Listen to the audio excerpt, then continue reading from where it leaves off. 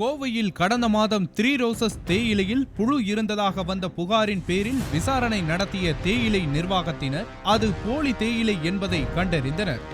இதையடுத்து புகாரின் பேரில் போலியாக 3 ரோசஸ் பெயரில் தேயிலை தூளை தயாரித்து விற்கும் நபர்களை கண்டறிய களம் இறங்கிய சிபிசிஐடி காவல்துறையினர் ஈரோடு மாவட்டம் பவானியை சேர்ந்த வியாபாரிகள் ஸ்டீபன், தங்கதுரை, ரத்தினராம் ஆகிய 3 பேரை பிடித்து விசாரித்த போது மட்டமான தேயிலை தூளை வாங்கி 3 ரோசஸ் நிறுவன கவர்களை போலியாக தயாரித்து அந்த தேயிலையை அதில் நிரப்பி ஒரிஜினல் 3 ரோசஸ் பாக்கெட்டுகளுடன் கலந்து விற்பனை செய்தது கண்டறியப்பட்டது. அவர்களிடம் இருந்து 260 கிலோ போலி தேயிலையை கைப்பற்றிய காவல்துறையினர் அவர்கள் 3 பேரையும் கைது செய்தனர்.